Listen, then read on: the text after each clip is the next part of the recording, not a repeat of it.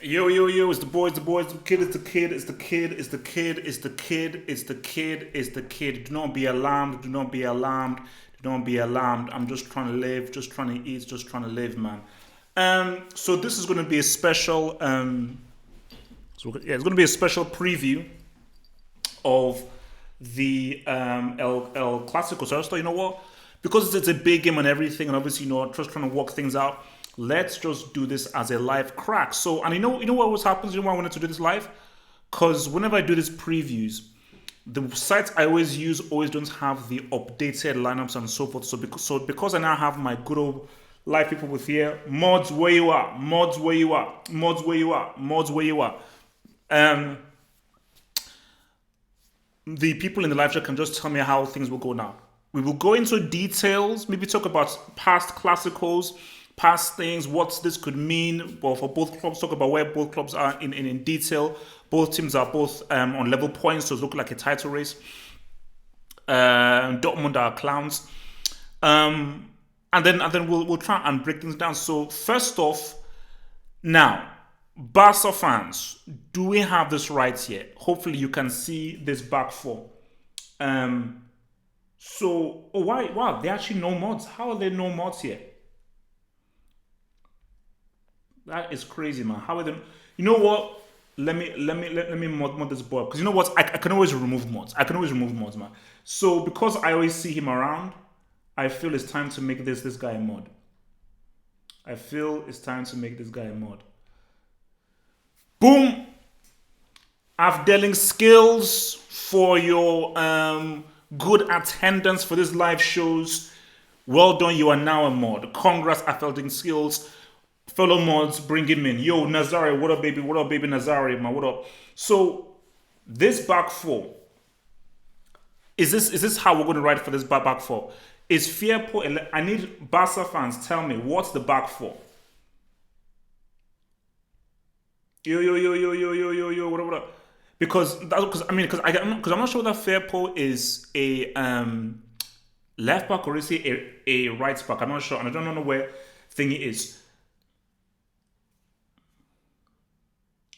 People in the live chats, I am begging you, Barca fans, is this the back four? A Barca fan, tell me what the flipping back four is so I can go into this tactical snack. Okay, so is Alba back from injury? Oh, Alba's back. Okay, thank you. Okay, all right. So if Alba is back, cool, cool, cool. So we're gonna do this right. So Semedo. Now, are we rolling with what's his face? So are we rolling with Vidal in midfield? Because someone said that Arthur is not going to start. Wait, what do you mean I forgot Peel? Bro, this isn't 2010 or something, bro. What the hell? Um, okay, Rakitic. Okay, all right. So, okay, let's ride with that then. All right, now,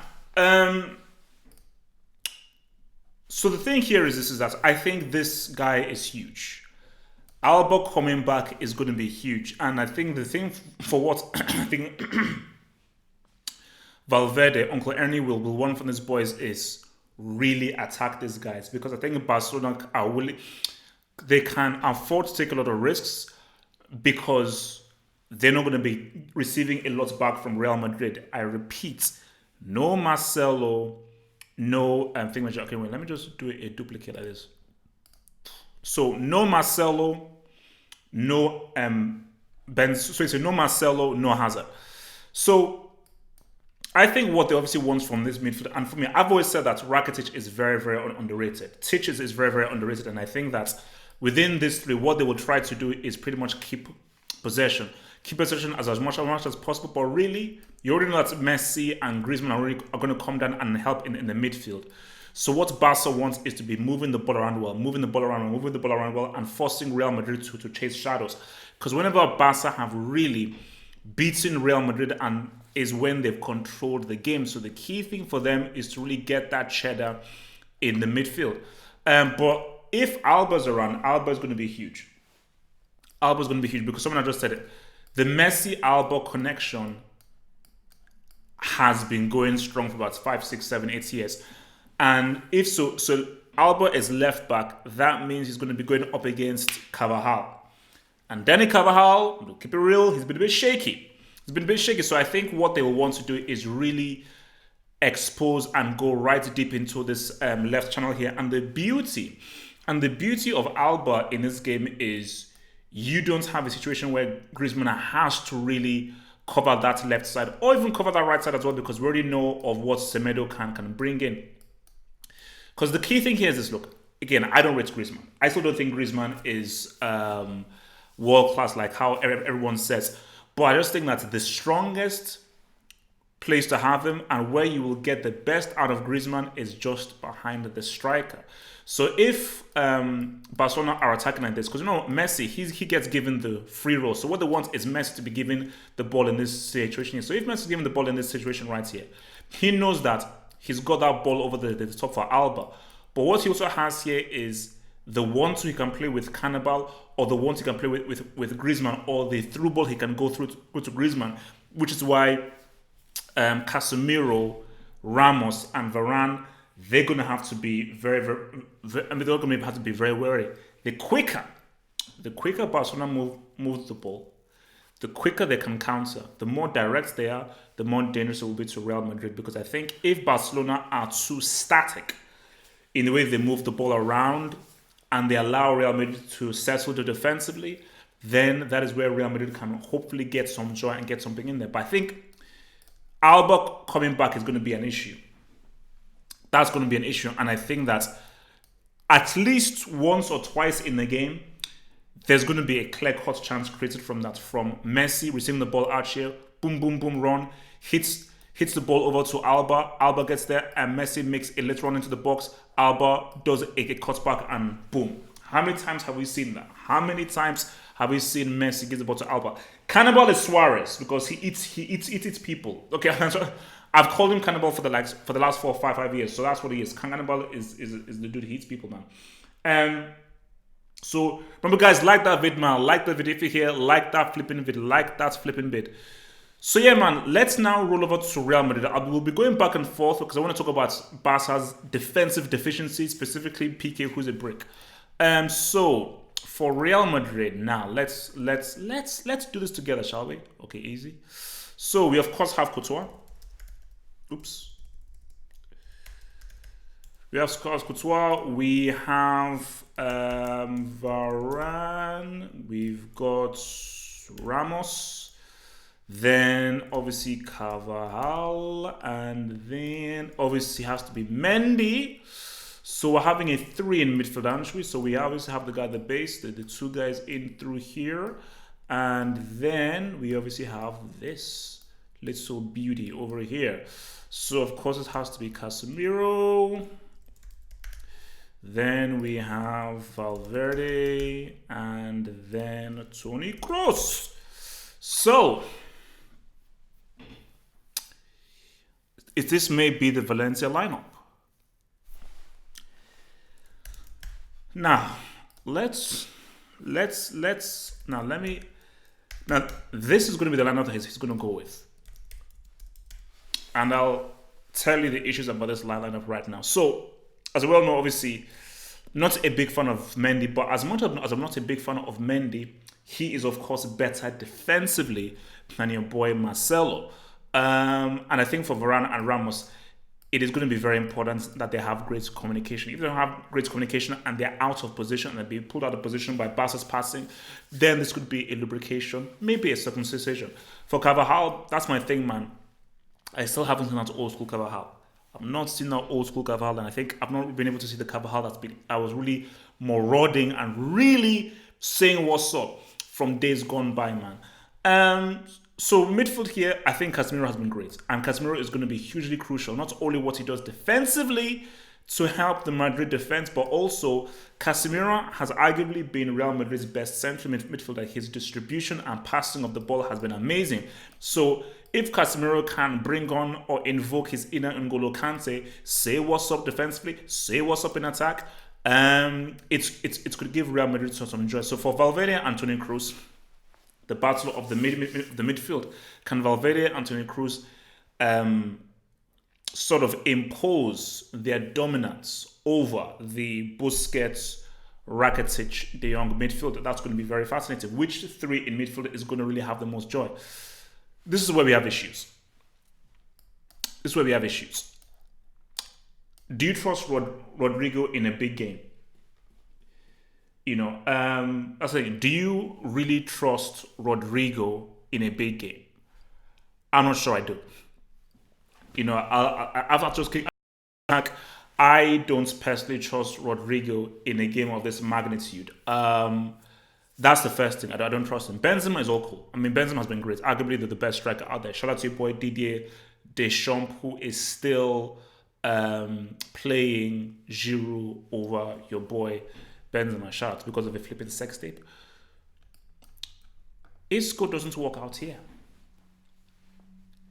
And even if Zidane says, oh, no, Isco, maybe you're starting here, but what I really want from you is where you're given a free roll so you can drift in and out and everything. That's not how it works in football, guys. If this is the setup, you still have to maintain this width. Because if Isco just plays solely as a number 10 and out here, that means that Mendy has to do too much work. And that means if Mendy is in this situation here, who does he have to play the ball to now do the overlap? The way that wing backs work is via the overlap. And overlap only works when you have your wide man here to have the ball and then your overlap works. So this formation doesn't work for Real Madrid. Now, what formation does work? My thing is this. If it's me, you've got to play Bale. Let's start there. You have to play Bale. That's the first thing. But you also have to have Isco in this team. So this is the beauty of the tactical snack. This is the beauty of the tactical snack, man. What are you saying, Giroud? Giroud is garbage, bro. I don't know why the guy's screaming Giroud. Isco's strongest position is in the middle, bro. That's where he needs to be. And in my opinion, this is the setup that I think works best. Is this setup right here. So this is what it will look like on paper. In practice, Benzema and Bale can both go out wide and provide the width needed. We know that Benzema can definitely play as an inside forward. So even if Benzema is out here and so forth, we already know that he's very good at controlling the ball, cutting in on the inside and taking a shot, which Isco can't do. And Bale, this of course is his natural position. And why can't Bale play in as a striker?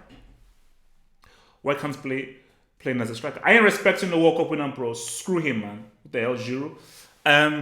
So my thing there is I think this is how Real Madrid should flow.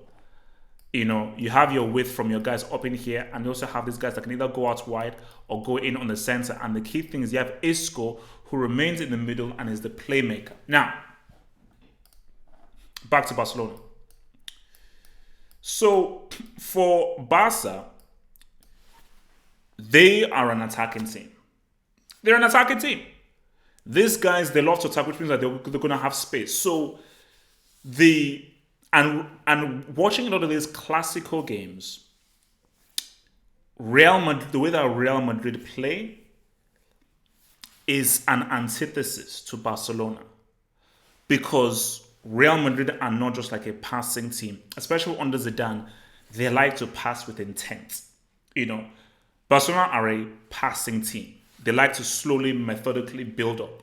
Real Madrid is we hit, pass, just get it to the guy here, hit it direct. It's very old school. Because Zidane is trying to kind of invoke the kind of old school way of like, let's just economically get the ball into the danger area as quickly as possible. So the PK and long lay is going to be very, very important and very key for how they defend. How they defend is going to be very key, because I told you, man, bro, Longley is average. Let's keep it real. I don't even have this dude ranked. He's average. So if you're Real Madrid, what you really are going for is trying to expose these two. Try to expose these two, especially on the counter. So Real Madrid on the transition is going to be very important. Hence why he is going to be so crucial. Because once they're on the counter, Isco's distribution of the ball, an ability to find a pass, an ability to find a bit in space or find Benzema in space is going to be important, or to find a Mendy or to find a Carvajal. But I think for Barcelona, all roads lead through Messi. All roads lead through Messi. You know what? If it's me, if it's me, I would be tempted to bring in what's his name? Vidal. I'll be tempted into to bring in a Vidal because I know that he may not be as technically good at keeping the ball as a Rakitic, but what that does is it stifles the three here. And what you want and what you get from a Vidal is protection. So of course he can play in the midfield and everything, but he gives you so much good protection, and he can pretty much stop Isco or Benzema or even a marauding Valverde or Toni Kroos trying to really get that stuff in the final third. And I said, man, Vidal has been very crucial for Barcelona, which is why I think it is crazy. It is crazy that they're even thinking of selling him. Because if he was to be sold, Barca would be screwed. Barca would be screwed. Let's just see what this guy is saying, man. Oh, thank you. No, mods, do your job, man. If anybody says any crap, ban those guys, man. Rakitic can't keep the ball either. Pressing him and then he folds. I mean, look, Rakitic is iron, man. Rakitic is a Messi hat-trick. Oh, wow. Messi hat-trick. Real Madrid play anyhow he wants, to be honest. We don't have a style of play. Well, I would disagree. I mean, under Zidane, I do think that there is a specific style. I think it's the direct. As I say, it's like a throwback 4-4-2 is how Real Madrid plays. So they're not a defensive team. They're not pragmatic. They're very open. And I think Zidane, being a midfielder, I think he puts a lot of emphasis in how the midfielders can control the game with regards to how they use the ball and distribute the ball and always looking to play that ball forward into space. So they do definitely have a style, because I think if you look at how Madrid played under Solari and everything, it was very kind of, you'd say, very Spanish and very technical, trying to keep the ball pass here. So, but I think under Zidane, they're very attacking. But see, the issue here is, look, if we go back here right now, see, if you had Zad, let's just say that you had Zad. Let's say Zad was available right now. So you see, if Zad was available, you'd obviously have Zad here. You'd have Marcelo here. I'm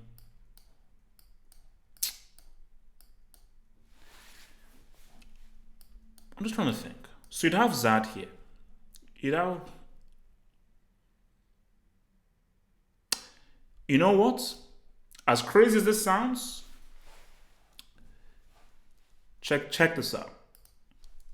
I would be tempted to bring in Isco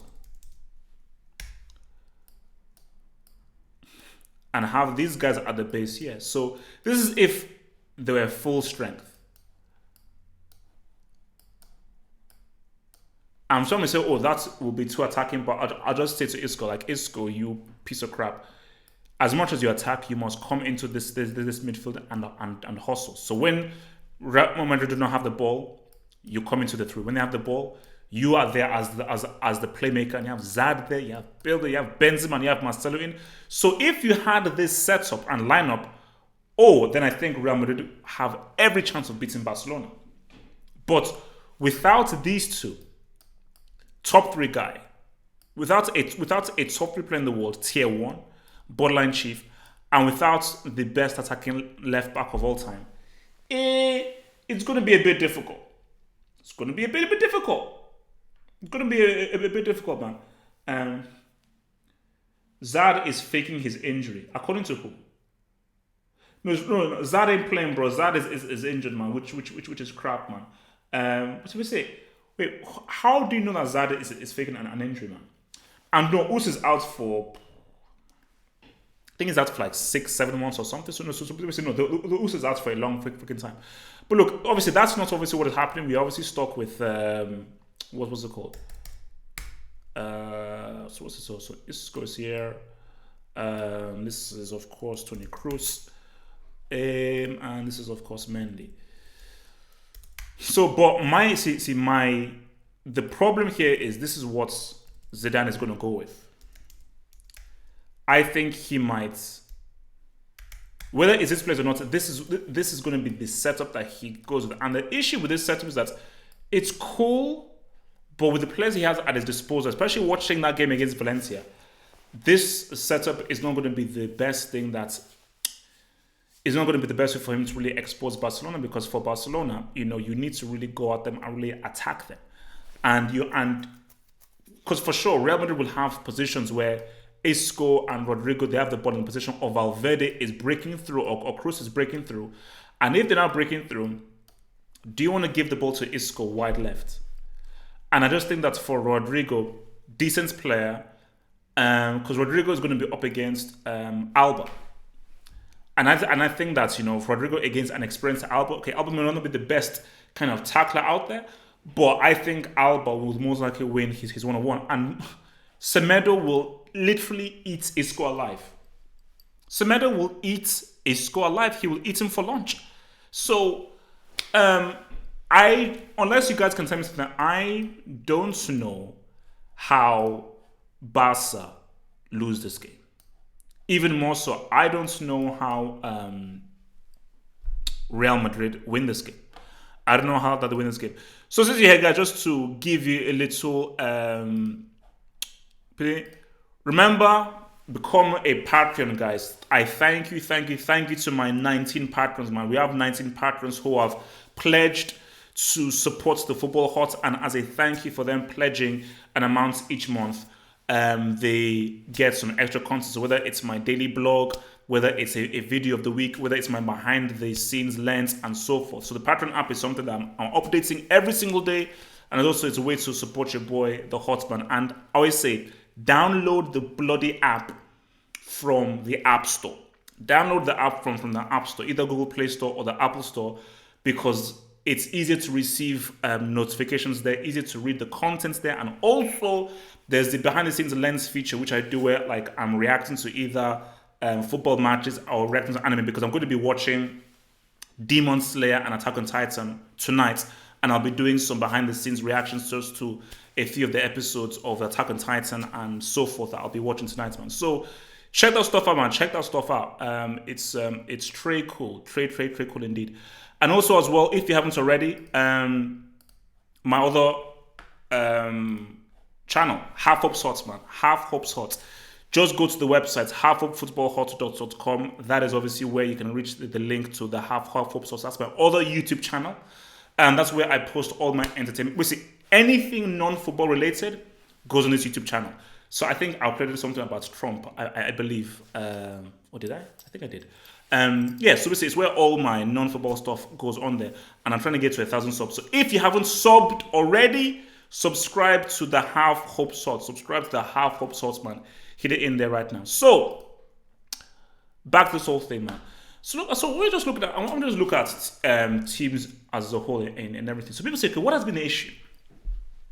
What has been the issue with Barcelona, and why haven't they been able to sort of be better away from home? And what has really been their problems? So some may say, oh, it's Uncle Ernie's fault, and that may be true. But a few couple of things as well. The Iniesta was never replaced. Let's start there. Iniesta was never replaced, because if Iniesta was in this team, we wouldn't be seeing your boy Griezmann. We'd have Iniesta up in here, and I think what Iniesta brought was that, because Iniesta was a very similar player to Messi, and between both of them, you have extremely high footballing IQ and superb passing in close quarters situations. and also the ability to dribble past and get past players so they can beat players, get past players, pass in difficult situations, and have superb ball control. So, so not everything was a Messi because in Iniesta, Messi knew that this is somebody who I can definitely defer to and plays a very similar way to me. So Iniesta could definitely want to come up with this ball and easily thread a ball through, or easily glide past some guys, go out wide, come into midfield, get the ball into midfield, keep the ball, and very good in actually turning midfield into attack. But obviously, once you now brought in your boy Coutinho, him and Messi were not really on the same wavelength, because your boy Coutinho is definitely a attack-minded player. So his focus was attack, run forward with the ball, run straight. So he couldn't hold the ball, pass it around, and his footballing IQ just wasn't on the same level as what Iniesta brought. So I just think, I would say Coutinho's speed of play was in complete competition and fighting against the speed of play within Barcelona. So it just wasn't a really good fit. And what we now have in a Griezmann is now somebody who plays a lot slower. And I always say that this Griezmann was always a good fit and a better fit for Barcelona than Coutinho. But Griezmann simply isn't an Iniesta. So Griezmann out in this midfield doesn't have the kind of footballing awareness or the footballing brain to be able to intelligently use the ball, carry the ball, drift forward with the ball, and have balance on the ball. Because again, Iniesta's balance on the ball was incredible. Like, if we're doing football battles, I don't know how many players would beat Iniesta within the balance skill. Because that guy, he gracefully just glided across the pitch. But this is what your boy has to deal with here. And I think that, see, this is my thing here. And this may be something that we should even discuss. How well does Griezmann fit this team? How well does Griezmann fit this team? Because I think he does. He does. But how well does he? Because I think I heard someone even mention this before that said that Griezmann works better in a defensive setup. But Barcelona are not a defensive setup team. Like, when Barcelona are attacking, if let's say Barcelona have the ball and they're in the final third, Alba's up here, Semedo's up here, maybe these guys are up here, and these guys are all pushing through. So once they're in an attacking setup up here, the impetus on movements and moving the ball quickly is heightened. And that is what Iniesta was excellent at doing, because Iniesta was amazing carrying the ball in the final third and drifting past players and getting through. Griezmann can't drift past players in the way that Messi can, in the same way that Iniesta could. I just think Griezmann is just very good at making the right football choice, which is why I think that he can be useful here. But the issue you now have is the only guy who in this final third can really drift past players and give a pass off is Messi. So Messi is having to do a lot of that work, and that is why Barca are not really as consistent winning-wise. Because again, as I said again, with Iniesta, what you had were two players you had to deal with that could easily drift past you in this era. Because this era is very congested. But these guys, their ball control is so good and their dribbling is so good that they could easily just weave past 2-3 guys, pop off a through ball to a cannonball waiting.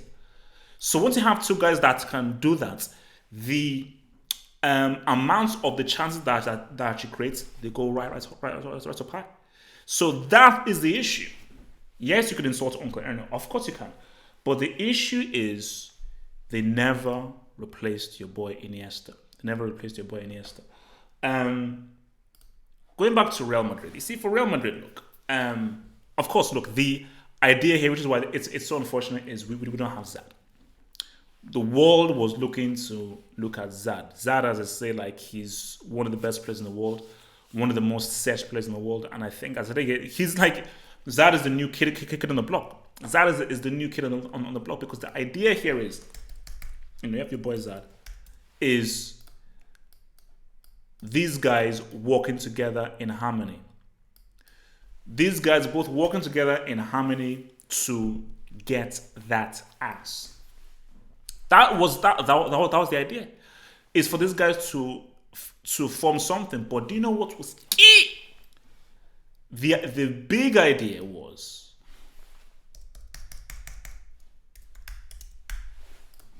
this was his plan. This was his plan. Or rather, more likely,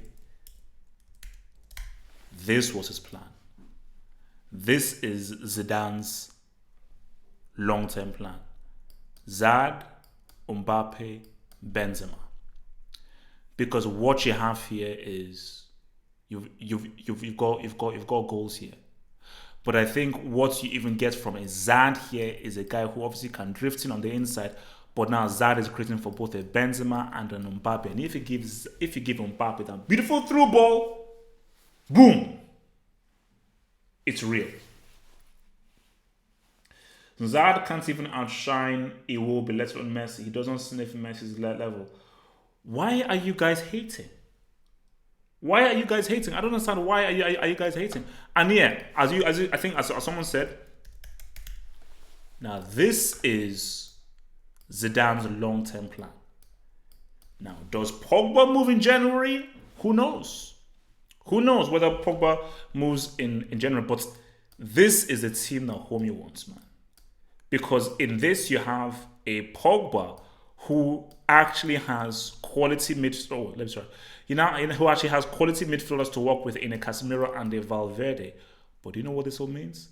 Pogba can very easily join up in that right there, knowing that his home is Valverde and Casemiro can hold it down. And guys,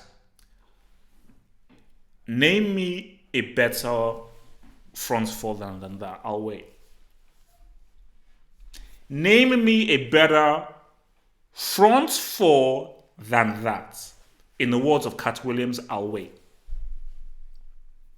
I'll wait.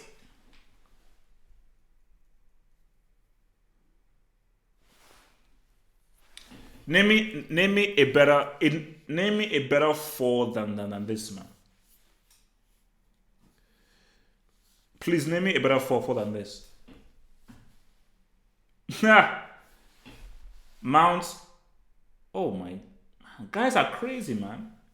Sane, Sterling, De Bruyne, and Aguero.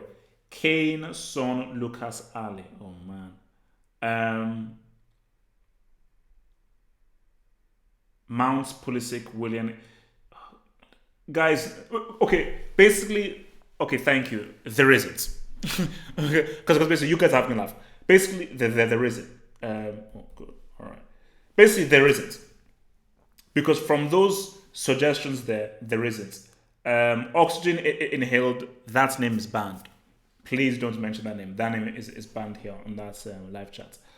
MSN. Bro, I'm talking about right now, bro. Yes, we get it. MSN is the most dangerous front line in the history of club football. So look, we get it. We understand, man. So that's my thing, man. That's my thing. Also, just a little tidbit, I am going to be doing, and I'll probably release a video about this soon, the top 20 moments of the decade. And I'm going to get you people involved. I'm going to get you guys involved in doing this. So yeah, it is the top 20 moments of the decade. That's right, top 20 moments of the decade. And yeah, so I'm going to be releasing like a video each day. So maybe start like the next few days or so for that. I need to sort of film them in a batch. And they're going to be counted down from 20 to 1, the top. And because basically, I've basically written the list now. I just need to just put it in order. But what I want to do is involve people where guys can send in a video and tell me their best moments of this decade. And I'm going to put it up on the channel. Just get all the videos together. And maybe for Christmas Eve or for Christmas Day, I'll like put it on there so that people can do that kind of stuff, man. Morata missing an open goal, man. Oh my. No, but basically, trust me, I can. From what you guys, a lot of this stuff is in there, man. From what you guys are saying, a lot of stuff that you've mentioned, I have them put in there right now, man. Oh yeah, 10th. Oh my gosh, that's crazy. The 10th anniversary of the football. No, so basically, the 10th anniversary of the football hut is going to be in. I think it's in March 2020. Because basically, I'm not an anniversary merchant, man. I'll keep it a stack. I'm not an anniversary merchant, but no, but that, no, I mean, yeah, it could be interesting. It could be interesting, man. So just to round this off before I take you guys' questions, man. Barcelona will win this game. The loss of Zad and Marcelo, I just think is huge, and I just think that lack of the attack from Zad and Marcelo, I don't see Real Madrid getting enough chance. I think when their performance against Valencia worried me, and even if they say, okay, we're not going to go with that, with those players, we're going to now bring in either a Bale, he's out of form. Vinicius, he's a brick. Isco, you want to play him out wide on the left. So, and I believe James Rodriguez might be injured. So, like, I mean, they will be it will be competitive and so forth. But I will be surprised if Barca just don't take care of these guys. I just think Barca they will cut open Real Madrid at least 4 or 5 times, and in those 4 or 5 times that they cut them up, I expect them to score at least twice when they cut them up, because they will cut them up. And I think in Messi, no team has an answer for Messi, really. No team does, and I just don't. And I don't think Madrid will have an answer for Messi in this game. Now I do get it, and I think someone has said that Zidane has never lost with Real Madrid, which is true, which is great. I don't get hung up on those records because there's a first time for everything. There's a first time for everything. And I think if he hasn't taken an L, he's probably going to take an L on this Wednesday right now. So, with that being said, I think I'm almost ready to take your beautiful questions. Let me just get myself all set up. See, man, I told you, man. Half up is the goats, man. Half up really is the goat, man. Like, I thought Uncle Mo was the goat, but I think I'm the goat. All right, so send in your questions, man. Send in your questions. So as you send in your questions, I've read the leaks of Rise of Skywalker, Star Wars Rise of Skywalker, which comes out this Friday. Though, if those leaks are true, which I believe they are, because the premiere was on Monday, we are talking about one of the most shocking, dumbest films of all time. One of the, I don't understand how much this means to me. That film must fail. That film must fail. If that film can just come under a bill, ooh wee. Do you know how dumb it is for a trilogy that says, "Oh, I made the first film. A new director comes and makes a second film. You know what? I'm going to now undo everything you did in that first film, and I'm going to ridicule everything you did in that first film." Then the director of the first film comes and says, "My gosh, you're going to ridicule everything I did in the first film? You know what I'm going to do? I'm going to now course correct and ridicule everything you did in that other film." So when you now sit back and you look at these three films, you're like, "What the bloody hell is this?" It will end up being the most confused trilogy you've ever seen in your flipping life, man. And as I said again, Daisy Ridley is a brick. Daisy Brickley. That's what you call it, Daisy Brickley. That clown is supposed to be a hero. That clown, her lightsaber fight in Force Awakens was garbage. I was laughing my face off. And I'm sorry, she swings the lightsaber like a girl. I don't give a damn. Call me sexist. You swing the lightsaber like a flipping girl. It looks flipping bloody stupid, man. So that's my thing, man. Yo. I felt in skills. Guys, give a shout out to our new moderator, man. Come on, guys. Put your hands together for our new moderator. Afdeling Skills. Thank you for your super chats, Afdeling Skills. Terry said,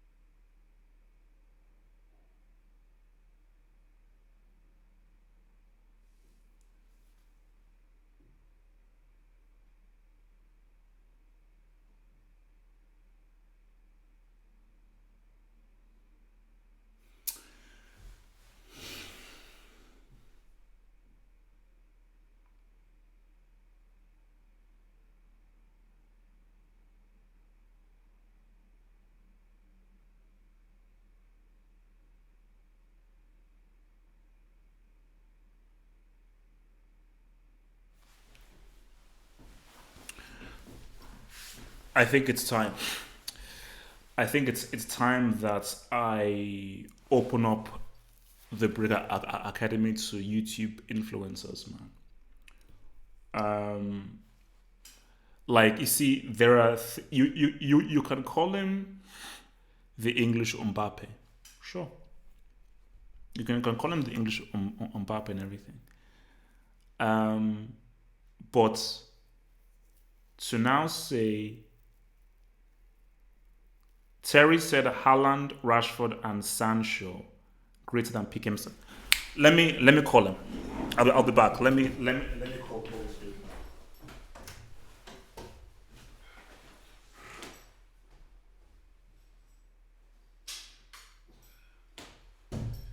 because this is going too far, man. This is going way too far, bro. This is going way too far, man. This is. I mean, this is just like nah. All right, okay.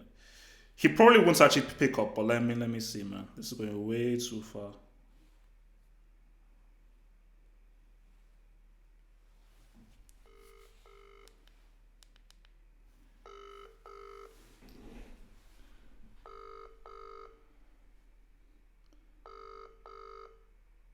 Come on, pick up.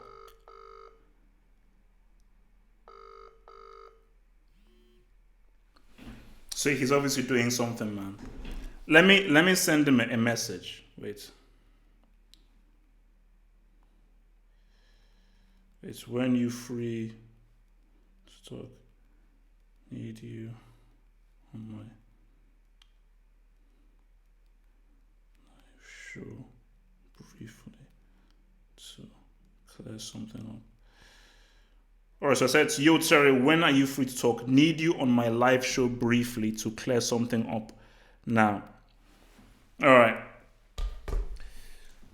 Basically,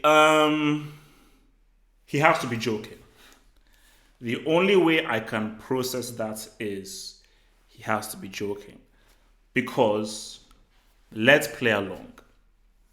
Erling Haaland is a test tube baby who is only proven in the Austrian league.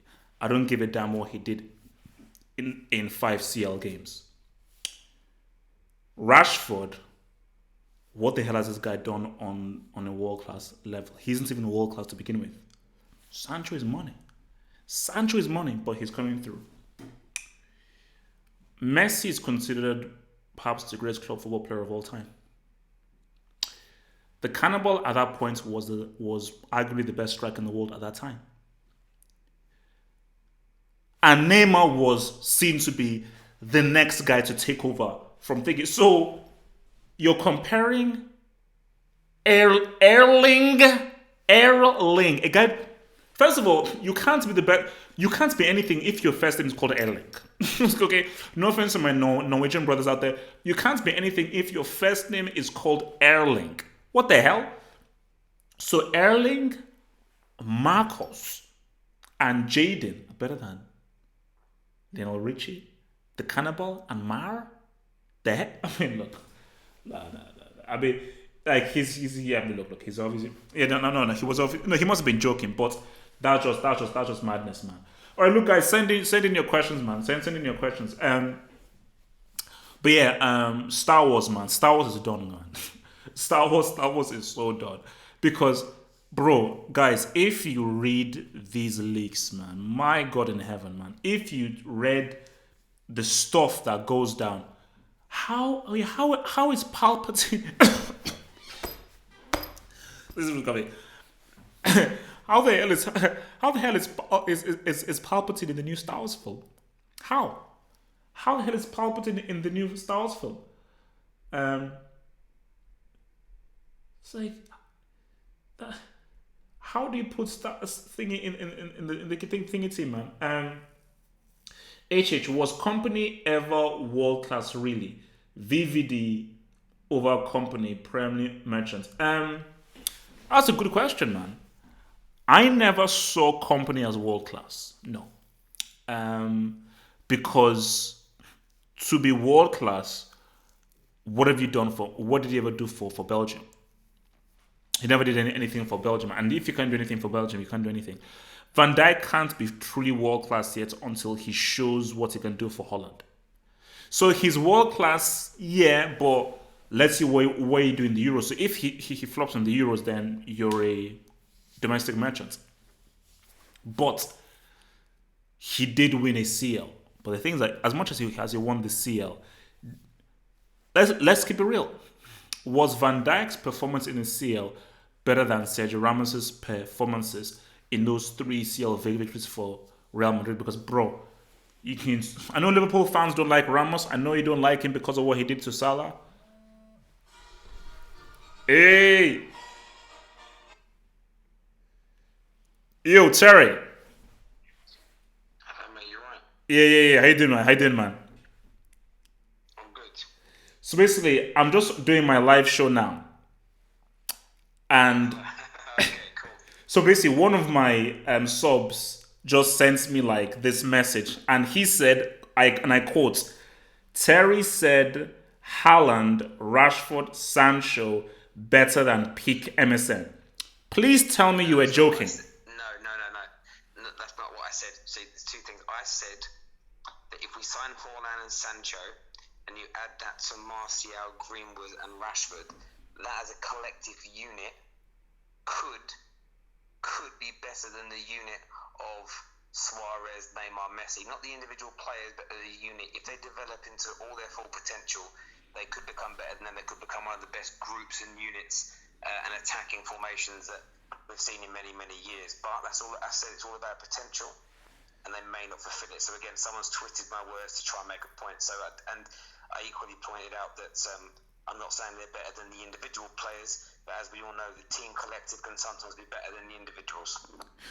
But okay, 100%, we can both agree that on an individual level, like Messi, Suarez, and Neymar are better. But still, at the same time, if you remember what these guys did in that 14-15 season, literally how they worked together is how they pretty much decimated anyone that came through. So I just think that the combination of Messi, Suarez, and Neymar, it's unlike anything that we've ever seen in club football before. Because are you now saying that as a unit, that unit can do what Messi, Suarez, and Neymar did in that Champions League season where they destroyed every team in Europe? Well, I think they've got. I think that collective group. You got. Let's just say, for instance, you have three of them starting, and there's two of them that can come on from the bench. As a unit, if they keep developing and they reach their full potential, there's no doubt in my mind that they could become an attacking force that can cut through in their time every team in Europe. I mean, they're already players. Sancho's already cutting teams up, and he's what 19, 20. Haaland has scored what he's done so far in the Champions League. He's 19. Greenwood has started off very, very well. He's 18 years old. So you're talking about players in 4 or 5 years' time, if they keep progressing as a collective three, and then you've got the Rashfords and the Martials who could back that up. They could be absolute superstars right across the board. There's no doubt about it. Whether they make it there or not is another thing. I'm talking purely on potential. If Man United have those 5 youngsters in their attacking lineup, that's dangerous. I mean, no, because basically, just to round off, and then I just need to just tell you something. But my thing is that, just to reiterate again, I know that's true, potential. We never know what somebody can say, but I'm just saying that even if it was what they fulfill their potential, you're saying that these players you say can fulfill the potential of Lionel Messi, a generational player, Neymar, who many see as one of the great generational players, and Suarez, who was the best striker in the world at the time. So, like I said on the live stream, I'm not talking about comparing them as individuals. I'm talking about as a collective unit. I think they could be at that level. They could become the best. I don't know what you call it, because all 5 wouldn't play at the same time, but they could become the best attacking unit in Europe, and they could match those levels. They could even surpass it, and if because of how good they all are collectively from a young age. If they play together for 3 or 4 years, they mold. If they gel, there's loads of things that have to fall into place. They could be every bit as good. There's so much talent, especially with Mason Greenwood, Haaland, and Sancho. Two of them, yeah, they're brilliant. All of them, absolutely brilliant. Okay, well, just to run up, basically, Terry, people keep on asking us when are we going to bring Fan Park back, man. When is Fan Pack Live gonna come back? So we're So obviously tell the streets what's when we're gonna reunite, man. so we're gonna work some dates out, and we're gonna start doing some midweek shows. Obviously, we've got to work around both our schedules, but 100% gonna get you in the studio soon, mate, and bring these debates back live on the air. It's gonna be good fun. Yep, guys. Hopefully we'll be doing back. So Terry, man, nice to speak with you, and hopefully, man, we're gonna get back together, man. All right, mate. I'll speak to you soon. Take care, mate. All right, peace, cheers. Bye, bye, bye.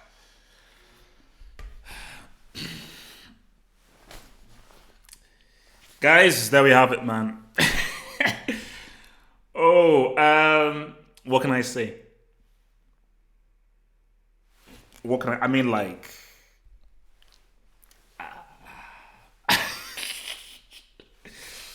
you know, one thing I'll say is this. This is what I'll say. And I think that it's something I have found, like, living in England, is like when you live in England, and I think this is what I happens when you speak to a lot of people, like when you live in England, because the Premier League is so big, people have a very kind of localized view of football, really.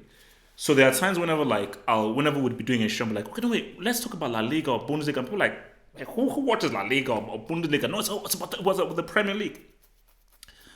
And I think because of, like, the Premier League is the biggest league in the world based on branding, and clubs like Man United, Arsenal, Chelsea, Liverpool are so storied and historic, people can just have a tunnel vision of that.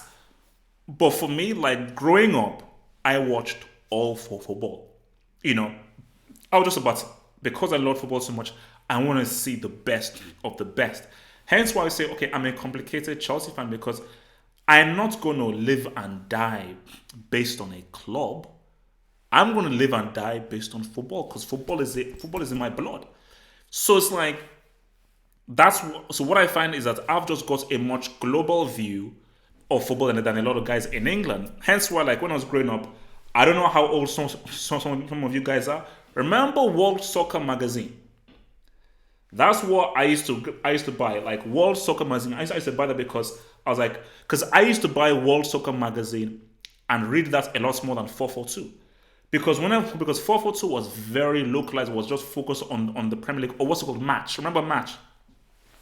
It was very much focused on the Premier League, but I was like, no, I want to read the World Soccer magazine and remember World Football and Trans World Sports. These were things that I would watch, because to have, like, a much more global view on everything, because I will never fully understand anybody that can say Rashford, Greenwood, Sancho on their very best day. On their very best day. I will never understand these guys saying on their very best day can even sniff. Forget about individuals. As a collective, flipping Messi, Neymar, and Chairs. I mean, that's insane. That's absolutely insane. So, and Terry, he really believes this. He really believes that these guys, even if they fulfill their full-on potential, can compare to Neymar, Messi, and 2015 Cannibal. I mean, my God, wow.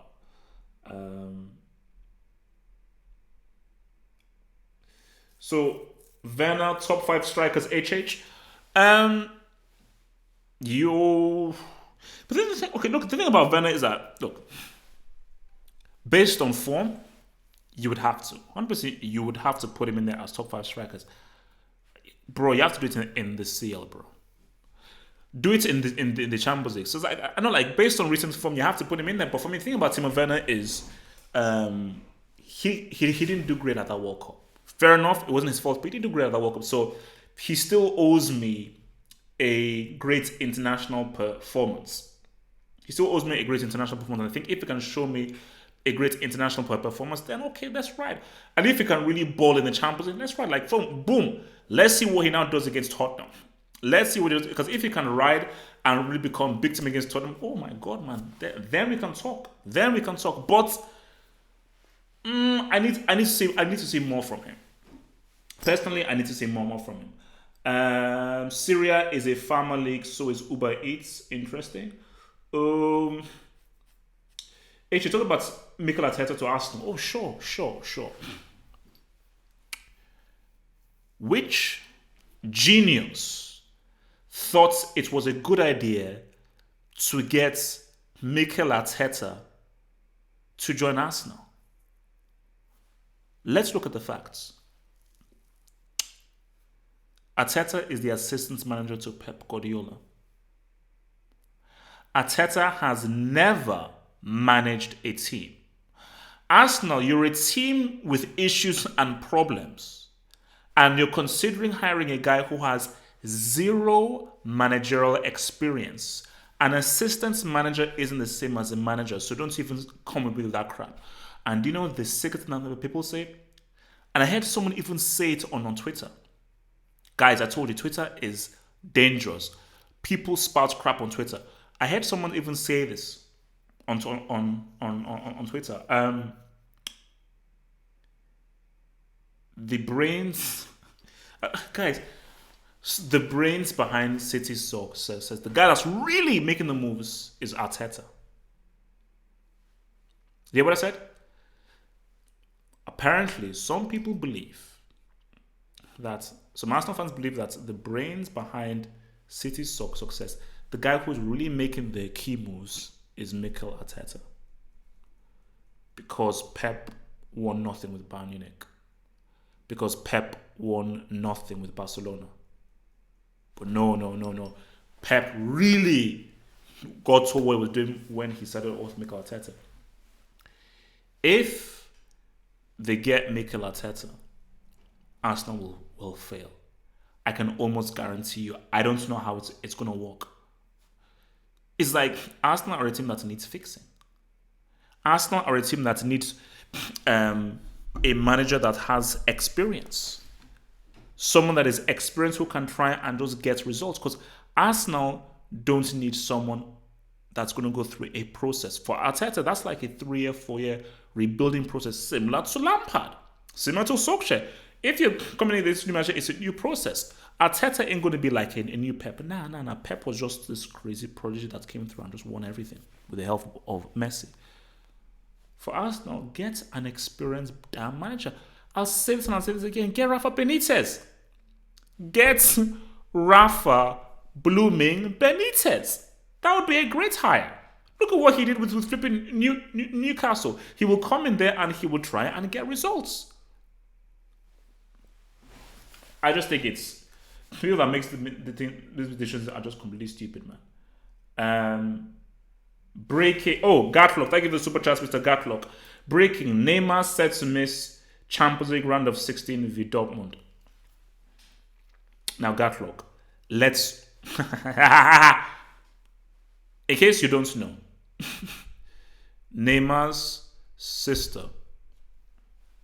who looks tired. I mean, look, man, those Brazilians, man. Those Brazilians and Colombians, man. So Neymar's sister, her birthday is March 11th. The second leg of the Dortmund PSG game is March 11th. And here it is, guys. If for some reason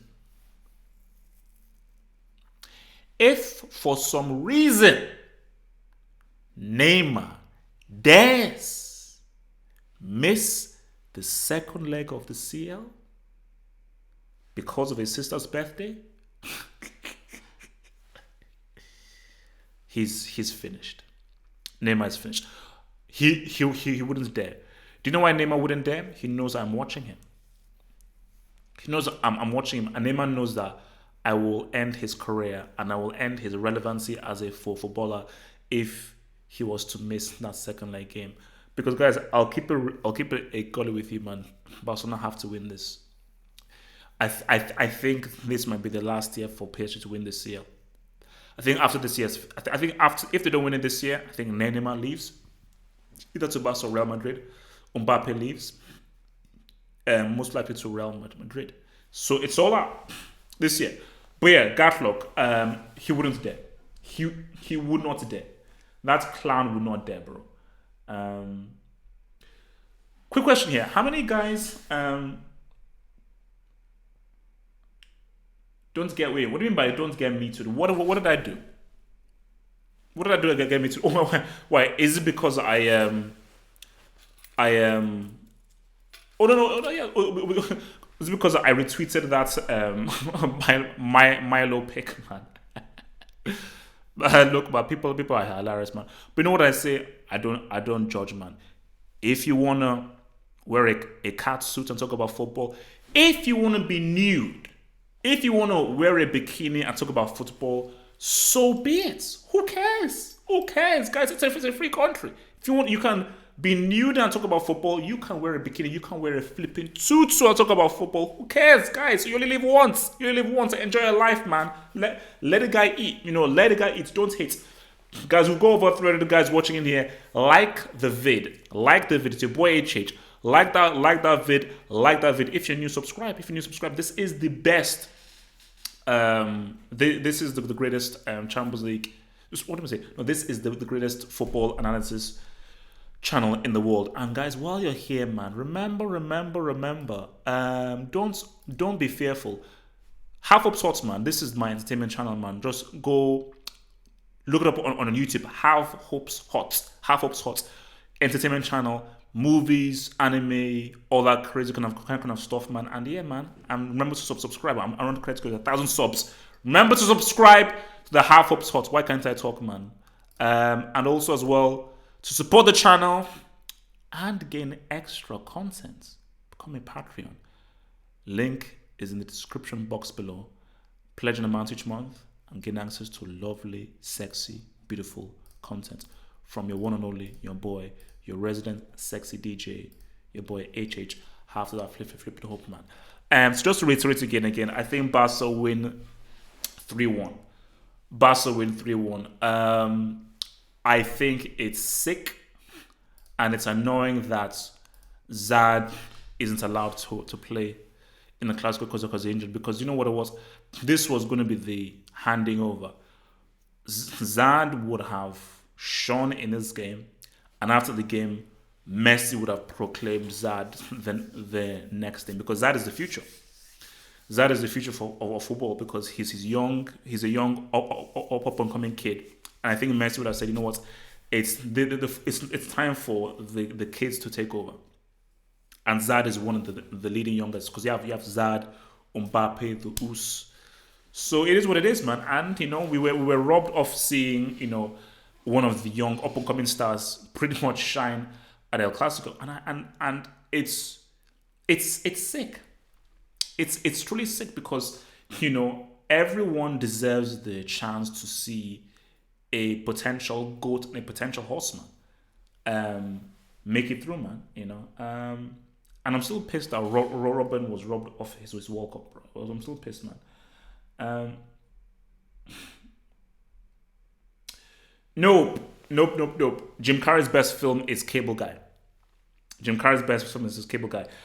His most dynamic performance is in The Mask. But see, for me, Dumb and Dumber, I was probably just as impressed with Jeff Daniels in Dumb and Dumber as I was with Jim Carrey. Because trust me, Jeff Daniels was amazing in Dumb and Dumber. Absolutely amazing. But, bro, I am shocked that Jim Carrey wasn't given more awards for what he did in The Mask. I don't know anybody on this planet that can do what Jim Carrey did in The Mask. He was iconic in The Mask, man. Absolutely iconic in The Mask. Shout out to our Patreon member, man, Mr. Mowada. Thank you. One of the Patreon members. So Mo says, can't say leaving Chelsea. Mo, bro, keep it real. Mo, that can't happen. Because I spoke to Lampard. And I said so Lampard, because I said, yo, Frank, man, Frank. I get you like Mount. I get Mount. You came through the academy and all that crap. It ain't about Mount, bro. Kante is that dude. Kante is a walking, talking CL. Put Kante in Real Madrid, trouble. Put Kante in Juventus, trouble. Put Kante in PSG, trouble. Like, he's a walking, talking trouble for any team that wants him. He is the most valuable member of Chelsea, the most important member of Chelsea. And if Lampard does not realize that, Lampard shouldn't be in management. But I did read a story.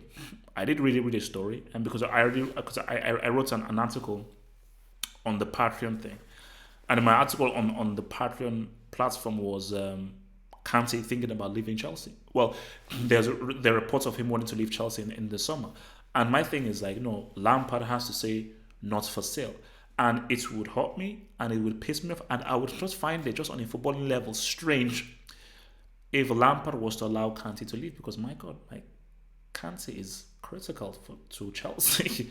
He's critical. Yeah, I appreciate what Kovacic does. I appreciate what Jorginho does and what the attack has done. Kante holds the team together. He is the foundation of the flipping team. And if I told you, if PSG or Real Madrid gets Kante, it's finished. They'll get in trouble. So, and Kante needs to deliver a treble for Chelsea to begin with, man. HH, when is Milo coming on?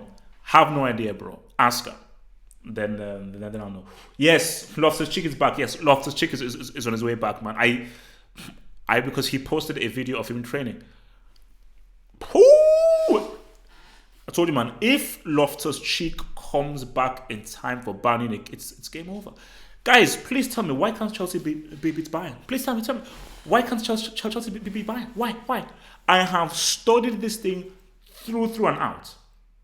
And this was without Loftus Cheek, because trust me, I've put everything and every little detail. I put every little detail. Because if the cheek comes back in time for every minute, it's over.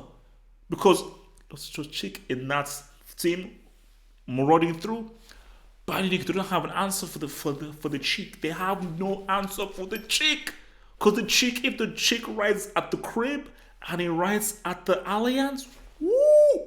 Quarterfinal berth, baby. It's happening, guys. It's happening. Quarterfinals. Trust me, quarterfinals. It's happening. And then once, basically, first thing, first deal with Bayern Munich. Sort them out. 2-0 at the Bridge. 3-2 at the Allianz. Sort them out. Then quarterfinals. Let's see what happens. Because my idea is this: Chelsea beats Bayern. Chelsea gets either Atalanta or Valencia. And trust me, if they get either Atalanta or Valencia, they will sort them out. If they get Valencia, guys, it's all going to plan. It's all going to plan. I swear, it's all going to plan, guys. Messi's performance at 19 against Real Madrid's hat-trick was the greatest teenage performance. No, it wasn't. Mbappe did it at the World Cup. Sorry, as I said, I remember I stand by my tweets. Mbappe at 19 surpassed anything that Messi did at 19. He did it like that, guys. I'm sorry, that's it. Mbappe did it at a World Cup. While Mbappe was scoring in a World Cup final, Messi was holding the bench for Argentina at a World Cup. There are levels. In the club game, Messi 100%. In the big boy World Cup, man, Messi is like a flipping roadman. So like Messi is Mbappe's houseboy. Internationally, Messi is Mbappe's houseboy.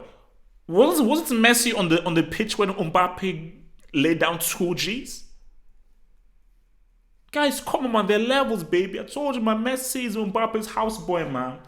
This guy's houseboy. Please, man, don't give me that crap, man. This is houseboy.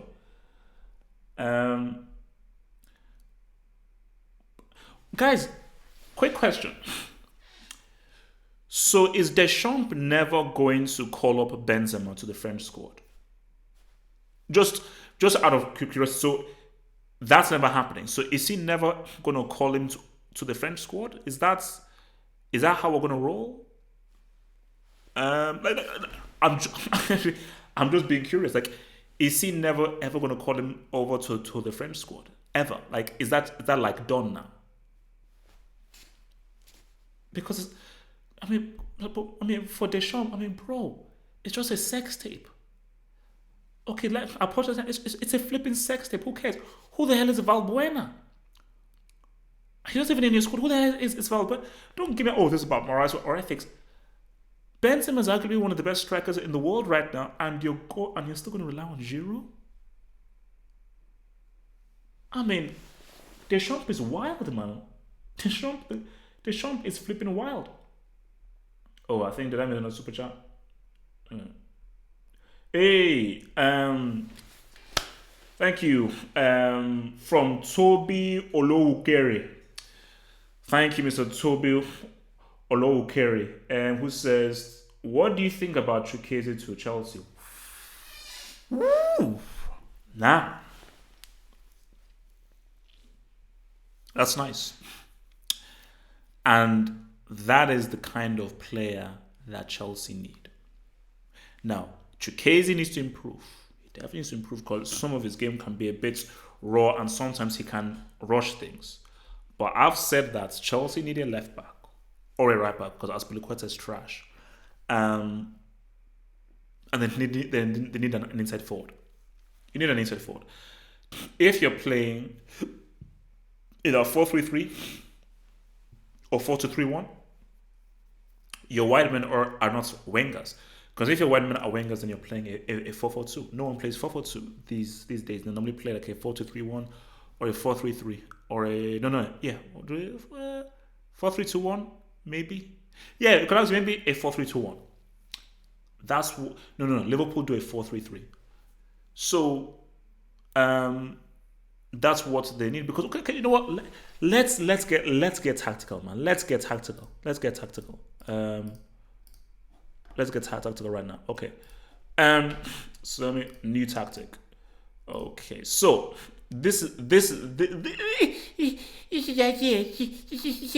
okay, so you've got this brick called Kepa.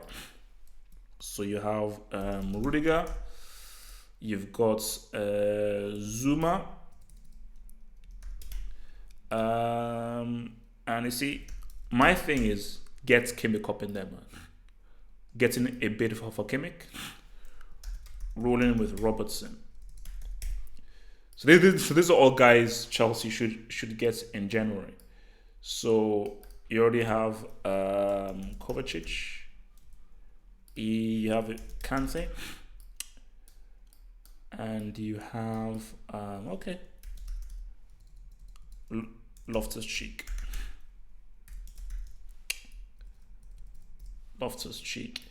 So you have the striker there in Sami. So what you want really is, so if you have a Chukwueze up in there, and see that's the thing. So 11-4. You know what? Why do we get ZH? Why do you get ZH in there, man? And you have Tammy. Guys, tell me this isn't one of the sexiest teams out there. So you have Robertson up in there, Kimmich up in there, Kante holding it down, Loftus-Cheek attacking. Guys, come on. Guys, guys, if that isn't sexy, then I give up. Then my name isn't HH. So by January 31st, this is the lineup I want to see. By January 31st, this is the lineup that I want to see. So our main man here, so that Chukwueze, see, what's the issue that Chelsea have been, so the issue that Chelsea have been having, we have a few super chats here. The issue that Chelsea have been having is just this. These guys can't do this. They just do that. So Willian and Pulisic, they just go straight. And they just put their heads down and they just go straight. So they don't really give Tammy that much help. But what is needed are guys that are cutting on the inside. Let's get that to Liverpool state of mind. And I think in ZH, who is quality, technically off the chain, and Chukwueze, who is a demon on the counter-attack. And I think Chukwueze's playing style will coincide very well with the kind of speed that your boy Lampard wants to say what's up with. I think we're living and we're eating good, man. So yeah, And this can happen because really, that's right now. As much as I like Chukwueze and I think he'll be great, I want this dude, man. I want this dude in January. Make it happen. I want this dude in January, and if it's possible, this dude. If I can get that by February 1st, then I think I can basically, if I see this February 1st, finals minimum, then I'm changing the hashtag. If I see this February 1st, finals minimum. So that has to be the aim. That has to be the aim, man. All right, let's what you guys say, man. All right, so let me just get these super chats. Okay, let me go back to mine. Liverpool lost 5-0. Wow. Bayern will end Kante. Primera Marmot. Primera. Mr. Marmot's carrot. Mr. Marmot's carrot. You're talking about a potential horseman. You're talking about one of the best players in his position. If Kante is fit, Kante's going to hold it down.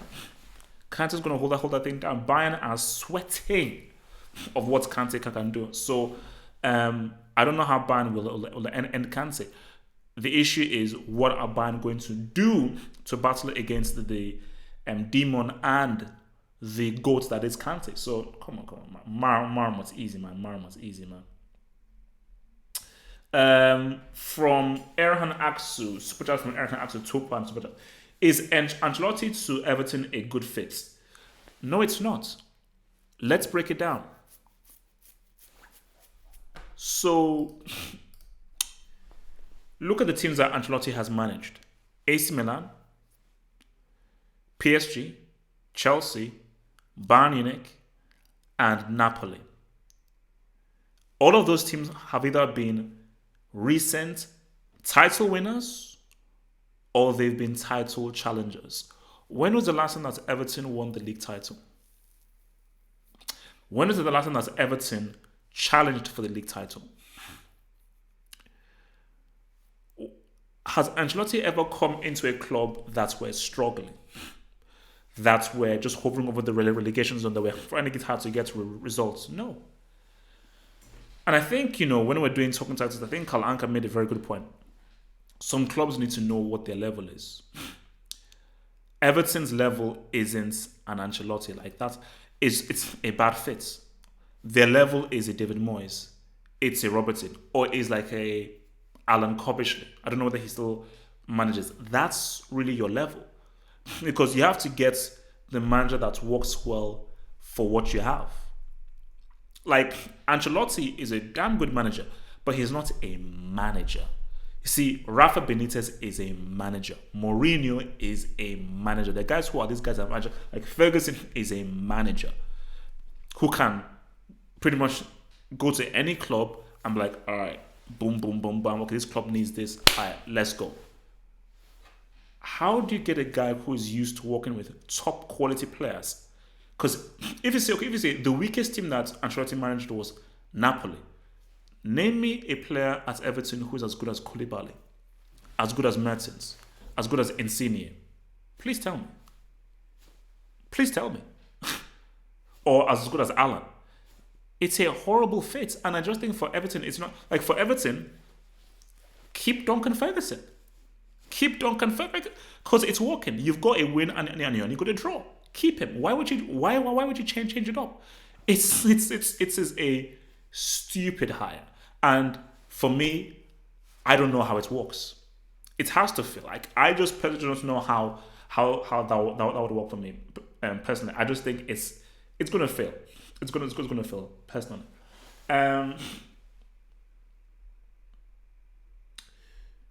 Did you forget in 2015 Zad down tools wasn't than any player in the history of football? Zad didn't down tools. Eden Hazard did. I keep telling you, there are two players. There's Eden Hazard and there's Zad. Eden Hazard is a bomb who got Mourinho fired. Yeah, Eden Hazard is a loser who got Uncle Mo fired. Screw that dude. That dude was crap. But then there's Zad. Zad is a whole different player. And Zad was born in the World Cup semi-final against France. One of the best performances I've ever seen of a player on a losing team. And what Zad did in that World Cup semi-final shocked me. Like, after that, I was like, you know what? I have to look at this guy differently. So I cannot call him Hazard anymore. He now has to be called Zad. And I keep saying to people, has Messi ever had a great knockout game in the World Cup? Has Cristiano ever had a great knockout game in the World Cup? But you people keep telling me that these domestic club merchants are the GOATs. How can you be a GOAT if you've never performed at the greatest tournament in the world? Like, people are just brainless, man. Sorry, yeah, and he managed Real Madrid as well. Ancelotti managed Real Madrid as well. So it's not going to work, bro. It's not going to work. Yo, what's going on? Guys, like that vid, man. Mods, get those likes, baby. Mods, get those likes for your boy. Get those likes for your boy. Get those likes for your boy. We got over 300 guys watching in here, man. Building up to El Clasico. Yeah, man, we're gonna do a review after El Clasico game. And I'm going to obviously do a post-match review. And if you're a Patreon member, remember, if you're a star player Patreon member, I will be doing live reactions during the Clasico game. So get on the Patreon app. Get on the bloody Patreon app. What's the Patreon app? The Patreon app is popping off, man. The Patreon app is popping off. This is the Patreon app in here. Wait, actually, let's see. As you can see it here, it's that one here.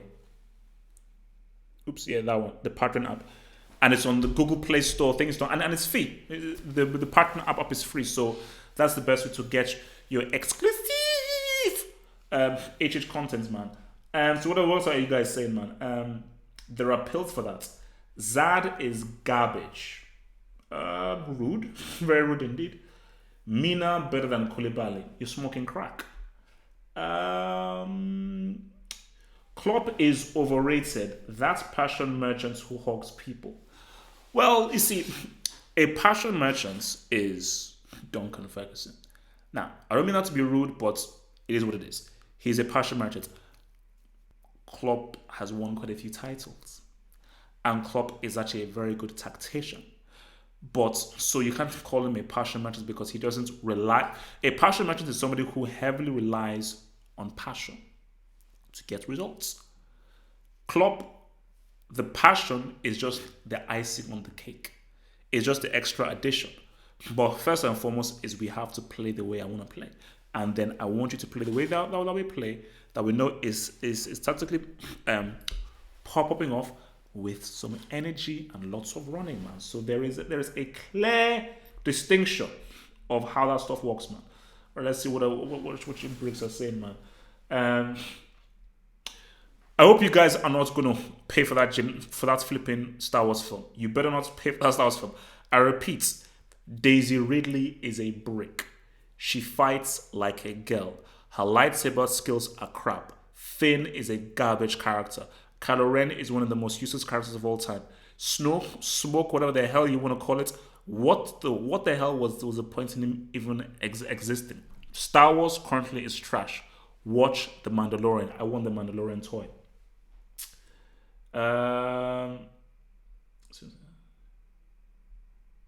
Chelsea are completely irrelevant in 2019. Well, you can't say that because Chelsea are European champions. Chelsea won a European trophy in 2019, so you can't be irrelevant if you won a European trophy. With Zad giving one of the greatest. Guys, tell me a better performance than Zad's in a European Cup final. As far as an individual performance, I don't think you can. Most times you see in a European Cup, it's a team. Zad literally single-handedly won a European trophy for Chelsea. So that's why, guys, all of your insults towards Zad, they mean nothing because you know you're feeling foolish, and you know what it is. You can't admit that I was right, which is fine and it's cool. But I think the issue that people have is that they're like, damn it, HH was right. And it pains you and it hurts you that I was right. But it's like, yeah, I was right. Because I'm always right. Because I know what I'm talking about. There's a reason why they call me the goat of analysis, man. So no, Zad's performance was better. All Zidane did was score an amazing goal. Scoring an amazing goal is not an amazing performance. Zad's was an amazing performance. Zidane scored an iconic, crazy goal. Different things, man. Didn't Uncle Mo and Manchester United win that same European title over Ajax the year before Chelsea? I like Chelsea, by the way. Look, Levi, man. Speaking of Levi, I might get back on this whole Attack on Titan shebang. Look, Levi, man, don't hate. Don't hate. Don't hate. Why are you hating? That's what I'm saying. Why are you hating? So, I have watched the first episode. Oh, no, so let me ask you. So, I've Demon Slayer or Attack on Titan? Sorry, Demon Slayer or Attack on Titan season 2. What should I dedicate my time with? Let me ask the crowd this. Demon Slayer or Attack on Titan season 2? HH, I need a documentary of Kante's after he retires when Ban end him. When Ban end him. Ooh, look, man. Whoa, everyone going for Attack on Titan, man. Bro, that thing is violent, man. That okay, I'll keep it with you. Attack, that thing is bloody violence. And I think just those giants, man. It's like it's horrific. Those things are flipping horrific. And the thing about anime is when they go violent, they really go violent. And so, you know what I always admire about anime? Sometimes they don't always get it right. But I think it's the difference between Japanese culture and Western culture. And I think Todd McFarlane, who created Spawn, he sort of said this. You see, like animation in Western culture is seen as it's for kids. That's why Pixar keep bringing us the same bullcrap every single time. That's aimed at kids with the same dumbass, stupid humor. But in Japan, animation is actually seen as something with integrity and is serious. So when you look at the animation things in Japan, basically the animation industry in Japan is like Japan's film industry. You know, so as I don't know, like their top films and their top artists and writers and everything all are in the animation thing. And I always say that there are things you can do with animation that you can't do in real life action. And for me, my personal dream was a Warhammer 40,000 3D animation movie. That has always been my dream. Like Warhammer 40K, super serious, super violent 3D animation thing. That is just my dream. But in Western culture, they are stuck in this dumbass, stupid piece of Pixar trash. I don't care what anyone says. Pixar trash. Toy Story is flipping overrated. It ain't that good, okay? Because they are regurgitating the same jokes and the same crap. I'm sorry. I don't find it funny. Wall-E ain't funny, man. It's stupid. It's childish, okay? The humor ain't my flipping humor, bro. And that's just it. So, Chelsea will get baptized by Bayern. Can you see the future? I just want to ask, like, can you see the future? According to who? Lewandowski is going to persecute Chelsea. Where do you get this? Where do you get this stuff from? Where do you get this stuff from? Rashford is tier 1 here in your dreams.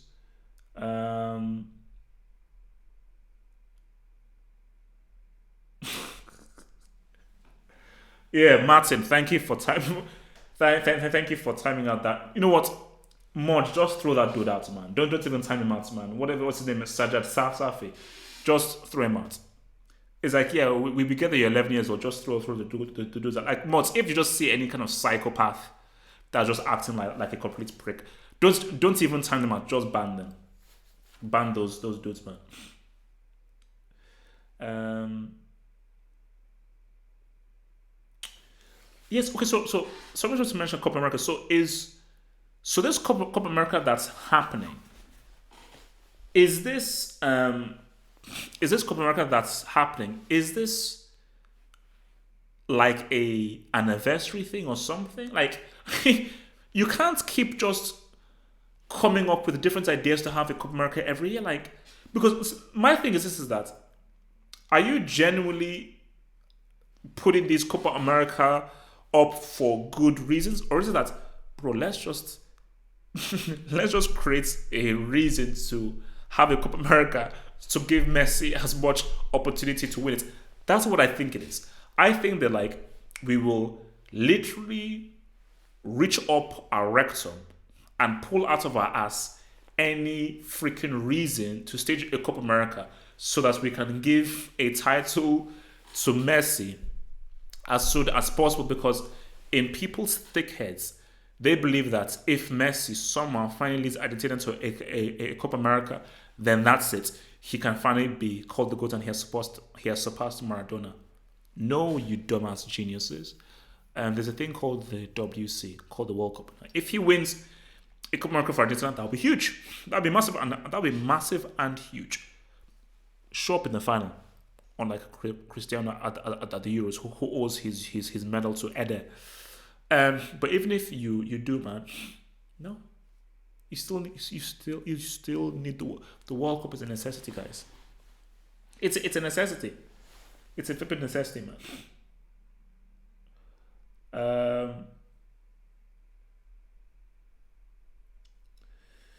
SJ Jobs have ruined popular culture. It pisses me off, man.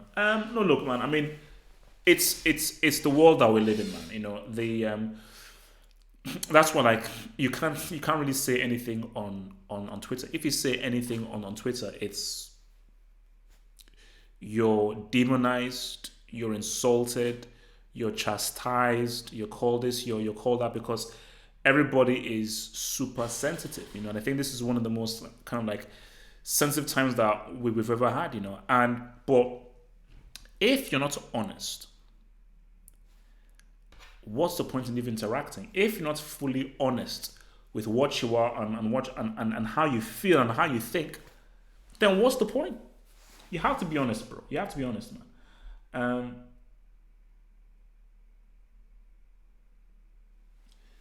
Dortmund, Leon, and Chelsea need to invoke the forfeit rule. If Dortmund defend like they did today against Leipzig, Dortmund shouldn't invoke the forfeit rule. Leon shouldn't invoke the forfeit rule, but they're just going to get beat. Let me ask you guys this. If Chelsea beats Bayern, what are you guys going to say?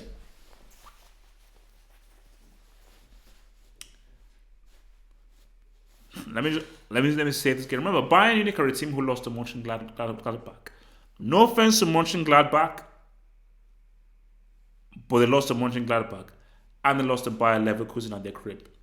So if Chelsea, who you say will get persecuted, baptized, circumcised, menstruated, and devolutioned, if Chelsea do manage to beat Bayern Munich, what will you guys do? Will you apologize? Will you pay me? Because I should be paid, because the rejections and the insults and the lack of belief, guys, it's called, what's my name? What's my name? I know my abbreviation is HH. I know my nicknames are the Kid, Golden Pekin, that sexy hunk of chocolate and so forth. I know those are all of my names. But what is my name? It's Have Hope. My name's Have Hope. So if you don't have hope, what's the point in life? You know, what's the point in that? You know, Semi's minimum is destiny. It's destiny, and you can't stop destiny. You can't stop destiny. Like, guys, I can't wait for February, because there is such a strong, profound belief that Chelsea will take care of business against Bayern Munich that I'm chilled. I'm completely and utterly chilled, because I know what this team is capable of doing. I know what they can do, and I know what their destiny is.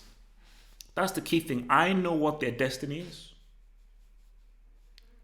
and they will fulfill their destiny. I believe that they will fulfill their flipping destiny. Um, oh God, what did Gatlock say now, man? That's what the guy's saying. Tell us a story. Tell you guys a story. All right. I'll tell you this story, man. Let me, because remember, I think I told you guys the story about the monks.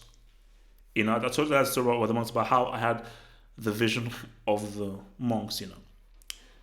Because people always insult me whenever I say I've had a vision, but people don't know when I say I've had the real vision or the fake vision. I have fake visions, and whenever I have fake visions, I say I've had a vision, and even if it doesn't come true, because I know it doesn't come true, because those are the fake visions. The real visions are the ones I get from the monks. Those are the ones that I get from the monks, and those are the ones that are truly 100% profound. You see, I'm actually a monk, because when I went to Nepal and everything, I spent like a few months training from the monks and everything. So I have spiritual powers. So I do lots of meditation and everything. So like I can levitate. I can move things with my mind. I can pretty much project my mind to hundreds of miles and everything. So I have spiritual powers, but I don't normally use them. But my thing is that if things get sticky, with Chelsea and Bayern, I'm going to have to use my spiritual powers. And my spiritual powers are fully real, So Bayern Munich have to be very careful. So all I ask of Bayern is this: play your role. Play your role. If you don't play a role, I'm going to have to use my spiritual powers. I'm a monk. I guess you know that. I'm a monk. I'm a Buddhist. I'm trained in the full art of flipping Buddhism. So don't mess with HH. Don't mess with your boy. Because when I bring in my spiritual powers, it's game. It's full on game, Because I remember, one time I was like, because I was saying to this monk, and this was before the Europa League final, or rather, before the European Cup final between Arsenal and Chelsea, the huge, massive European Cup final between Chelsea. I was worried because I thought that Arsenal were going to win. So I was sweating. I couldn't sleep because I was like, I don't think Zad can do it. I think, it's been too much. And I think if Zad doesn't do it, it would be very disappointing for Zad to leave Chelsea without at least giving them a European trophy to leave with. So I was worried, I couldn't sleep, I couldn't eat. So then I called up my monk. And you see, my monk is called Lat. I call him Lats. His full name is Latoros. He's called Latoros the Great. So I call him Lats. So I said to you, I said, Lats, I'm worried. Can Zad show up? And you know what Lats said to me? He said, have hope. You are special. You have the power to invoke. I was like, wait. I said, what do you mean to invoke? I said, HH, you have the power to evoke. Use your powers of juju and the spirituality that I taught you and make Zad perform. I was like, what? Let's chill. And he said to me that, so this is the first time I was like, oh, damn. So guys, this is a secret now. Don't reveal this to anybody. I influenced that game between Arsenal and Chelsea. I did. Because if you look at that, play that game again, go back to YouTube, look at that game again. If you look at that game again, specifically in the second half, that wasn't regular. That was spirituality. So that's why when people question Zad, you're actually really stupid when you question Zad. You make yourself look really stupid because by questioning Zad, you're questioning stuff that's elemental. So Zad is blessed with spirituality. So to call him fat, overweight, and everything, you're stupid. Because you have a guy shrouded in spirituality. Hence why Barcelona are lucky he isn't playing in this El Clasico. Because as good as Messi is, and Messi is great, Messi is mortal. Messi is mortal. I know that he does alien-like things, but he's still mortal. I've given Zad spiritual powers. A mortal cannot do anything against a guy who has spiritual powers. And like, see, that's why Man City should be very scared. Because if Zad is fit for that City game, and because sometimes the spiritual powers goes, but if Zad maintains the spiritual powers that he's been shrouded with that he had in the European Cup final, like, I mean, it's over. You cannot build you cannot defeat an immortal. So it depends. Because sometimes Zad can be mortal. So we say whenever Zad doesn't play well, that's when he's mortal. Whenever Zad whenever Zad balls, he's immortal. So it depends which Zad shows up.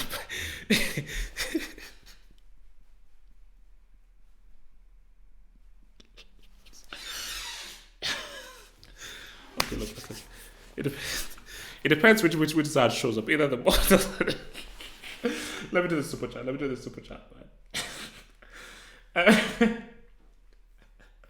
So Gatlog, thank you for the super chat. Gatlog. So Gatlog says, HH, you are HH, you are indeed special. Thank you. HH, you are indeed special. The Joker kind of special. Thank you. Gatlog, I know I wouldn't call myself special. I'll just say that I am blessed because I've been a Buddhist for 2-3 years. I've been a monk for about a year. And I don't always use my spirituality, but I always try and use my spirituality. That's why I use my spirituality to get Pep to lose these games because I don't know, Pep just annoys me. So I don't use it all the time. I don't use my spirituality all the time. I just use it sparingly, you know. So yeah, man. So what's all you guys doing, man? Bro, man. Also, guys, shout out to all of those guys in school, man. Shout out to all of those guys in school.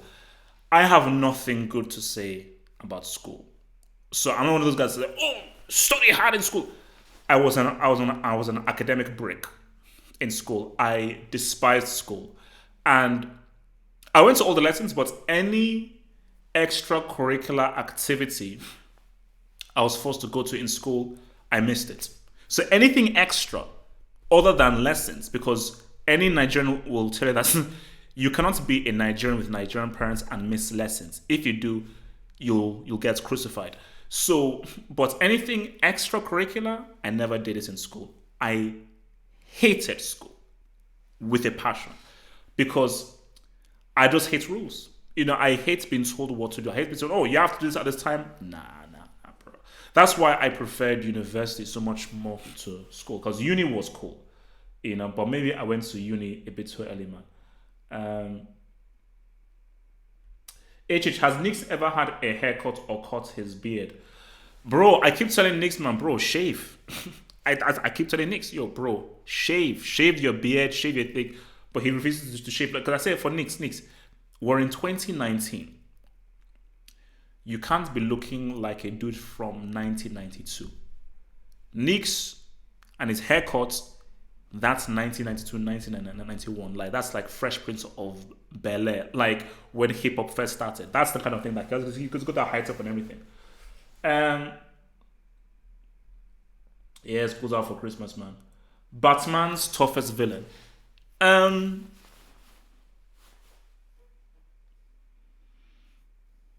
It's a tough one. I think you have to break it down. His toughest villain physically is Bane. But his toughest villain psychologically has to be the Joker.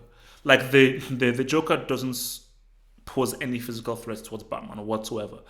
But Joker is very psychological, and because Joker is like a polar opposite to Batman, and they're pretty much like two sides of the same coin. Because when people have always said that Batman could have easily been one of the criminals in Gotham very easily, and I think that is the interesting way to view Batman, where he's crazy, and Batman is as crazy as his villains. It's just fortunate for Gotham that, as crazy as Batman is, his craziness is being used for good. But the key thing to know is Batman is crazy. Batman isn't some white dude in grey pajamas fighting sharks. Shout out to Adam West. All my love to Adam West and everything. I appreciate you, bro. Sorry, man. I said again, look, I'll keep it real, man. A guy in grey pajamas and a light blue cape. Who the heck is going to take that clown seriously? Just keeping it real. I'm just keeping it real. Remember, guys, hit that like button, guys. Hit that like button, man. Hit that like button, man. Remember, to support your boy for all beautiful contents, man. Hit me up on the Patreon, man. Become a Patreon member. Get that extra content. I'm probably going to be watching some anime tonight. I may hit up Attack on Titan Season 2, and I'll give you some behind-the-scenes commentary as I hit that behind the yadig. So that's good. So become a Patreon. And also Half Up Sauce, man. That's my other beautiful, lovely channel, which has all that lovely flipping stuff, man, where is non-football related entertainment and so forth. So yeah, man. What else are you guys saying, man? Where the girls are. HH, if Chelsea win the UCL, will you show your eyes? People keep telling me about me to do an eye reveal and everything. Let me break it down for you guys now.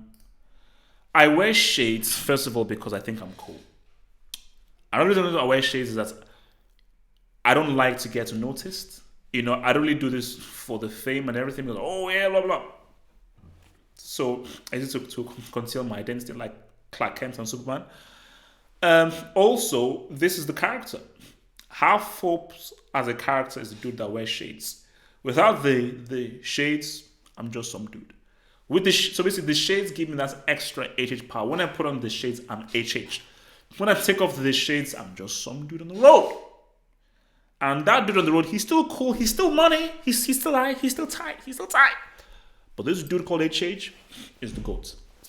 He's the main man. He's sexy, he's funny, he's charismatic, he is eccentric, he's energetic, he's blah blah blah, and he's swag as well. That's why your boy HH is that flipping dude, man.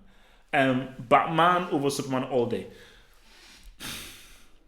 Superman is a brick. Essentially, he's a brick. Let me say about Superman. The only good Superman story that exists is Death of Superman. That's the only good Superman story that exists, because Superman at his core is a brick.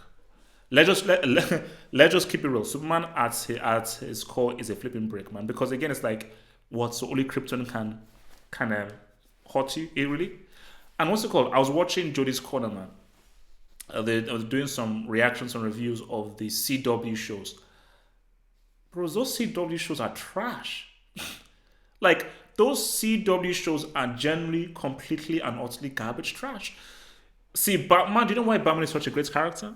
He has limits. And therefore, as regular people, we can sort of connect with him based on his limitations. And he is someone with limits and weaknesses is far more interesting than a guy who is fully superpowered, who the only way you can get him is by kryptonite. Oh, by the way, I watched Justice League, which because it was on Amazon Prime. That film is flipping crap. That film is horrible, and some good for nothing losers, some good for nothing who have nothing better to do with their lives. You want a director's cut of that crap, of that garbage, man? Get the hell out of here, man. So who's going to win El Clasico? So look, man, I said again, Barcelona are lucky that they're facing Madrid without Zad and Marcelo. Um, and Real Madrid's attack just isn't going to be popping off.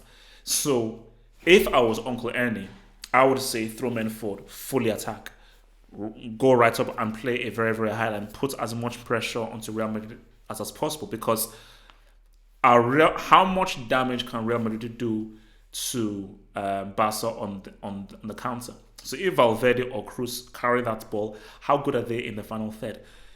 If Rodrigo is playing like Rodrigo is tight, he's good. I wouldn't trust Rodrigo in a big game. I wouldn't trust Rodrigo in a game of this magnitude. And for me, Messi is going to get at least a G. For me, I see maybe Cannibal to get 2 goals, Messi to get one goal. So maybe Messi 2 assists and a G, Cannibal with 2 goals. And I would be surprised if Benzema scores for Real. So yeah, I'm going for a 3-1. I'm going for a 3-1. See, Real Madrid, if they have a perfect game, we could see like a 2-all draw. Because Barca haven't been great. Let's keep it real. Barca haven't been great, but 2-all draw. But whatever happens, we still have a very, very close title race. Because they'll both be equal on points. Because wait, let me just see La Liga table. Give me something today. Okay, all right. Let me bear with me 1 second. Let me just sort out my. There we go. Much better. So if you look at the table right now, let's look at that. So Barcelona 35 points, Real 35 points. Wow. So Barca have scored 43 Gs. 43 Gs, but they've scored 43 Gs, but they've let in 20. They've let in 20 Gs. But look at Atletico Madrid, 29 points. So Atletico Madrid have drawn 8 times. Atletico have drawn 8 times. My God in heaven, what the heck?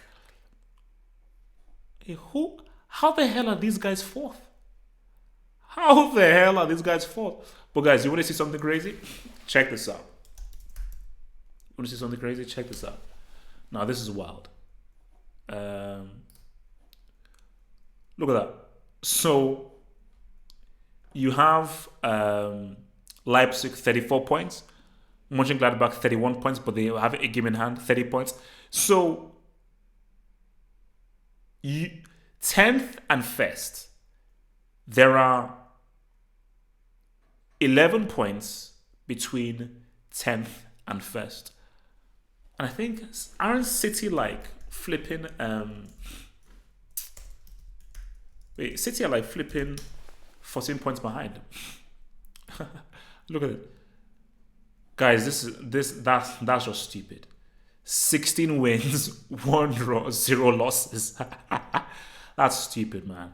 That is stupid. What if oh my God. Liverpool are 14 points ahead of 3rd place. That is stupid. And so we just saw it was 11 points between 1st and 10th in the Bundesliga. It is 10 points between 1st and 2nd. That's wild, man. Look at that. 42 goals scored, 14, 0 losses, 1 draw, 16 wins. That is insane. That is absolutely flipping insane, man. Let's check out the Serie A table.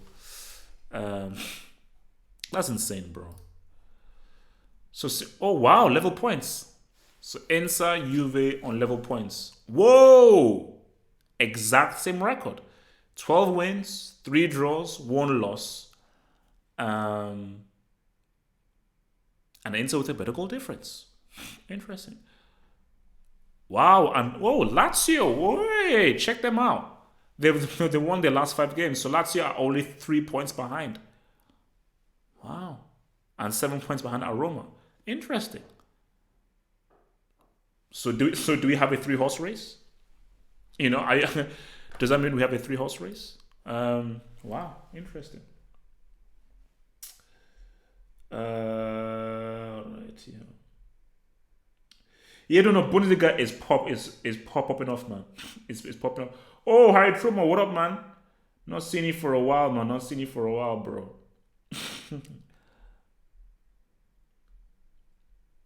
Yeah, I mean, look, top four is interesting with regards to who's gonna get. Like, will Leicester City last in top four? I don't know.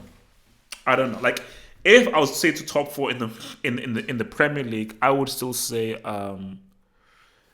so Liverpool, Man City. I'm going to still say Liverpool, Man City, Chelsea, Tottenham. I think Leicester will while away. I think Leicester will while away, man. Basically, if Liverpool don't win this league, it would be one of just the biggest screw ups. It would be one of the biggest screw jobs of all time. It would be one of the biggest screw jobs of all time. Um,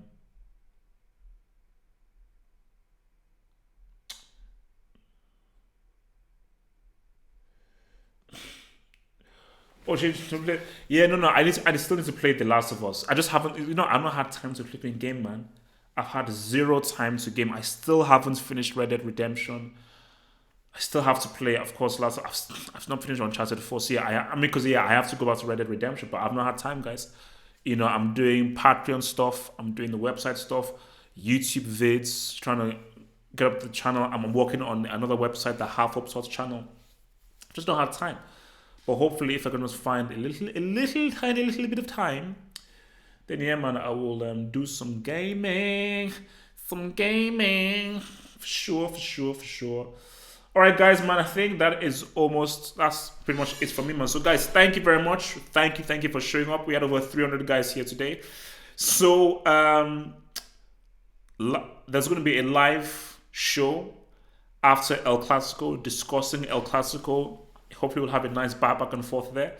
And remember, if you're in the Patreon and you're a first team Patreon member or up, so $10 or up, I will be doing a live commentary basically live reactions of the El Clasico game. So get the Patreon app on your phone and look for my updates that I'll be updating on the lens feature during the El Clasico game. But obviously on YouTube, we'll be having a live show and a live reaction for all that beautiful good stuff. Guys, it's been swell. I love you guys. I appreciate the love, y'all. Peace out, stay true, and always stay black. Peace.